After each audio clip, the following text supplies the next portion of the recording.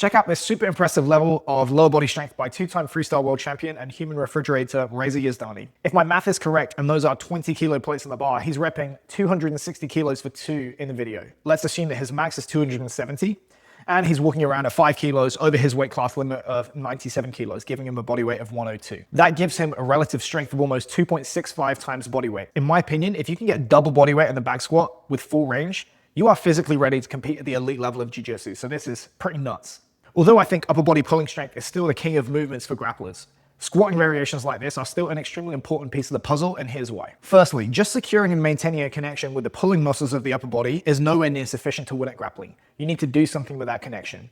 That something is going to require large amounts of force from the lower body, whether that's aggressively shooting in for a takedown, elevating and off-balancing an opponent, even contributing to breaking or strangling mechanics.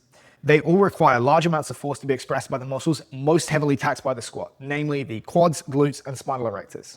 Heavy squatting not only stimulates adaptation in these muscles, but also provides an extremely strong stimulus to the nervous system, which we can think of as the battery of the human body. A bigger, more powerful battery means more force being delivered via the drivetrain to the tires. Secondly, we need to remember that strength adaptations are angle specific. So whatever ranges or angles you're going to be required to produce force in on the mats, you'd be well served to train them in the gym. Deep squatting might not be as much of an issue in more upright grappling styles like Greco, Judo, or even Jiu-Jitsu, but in freestyle wrestling with all its deep shots for singles and doubles, it's going to pay to be strong in full range squatting movements.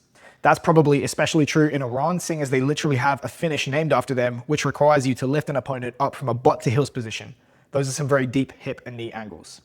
Thirdly, to fully express lower body explosive strength, we need a solid foundation of maximal strength upon which to build it. There's a strong case to be made that maximal or even isometric strength is the #1 quality for grappling in the upper body, and the data backs this up. This is because the upper body contact times associated with grappling are sufficiently long that it doesn't matter how quickly you can produce force, as long as you have a lot of it to produce. And that's simply not the case with the lower body, especially on the feet for things like shots, trips, off-balancing, and even finishing takedowns. These are all situations where we only have fractions of a second to produce force, and we have to operate at much higher movement velocities than in upper body movements. So if you want to optimally develop power for grappling, you don't need to hit that 2.65 times bodyweight number like Yazdani, but a target of 2 times bodyweight is a good number to aim for, as strength increases up to this level are usually accompanied by improvements in power output.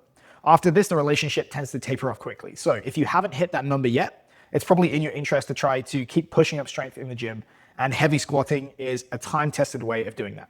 But if you have hit that double bodyweight number, you can kind of dial back on the heavy strength work and instead focus on explosive strength development to really increase the area under that force time curve, basically applying more force in the time that you have available.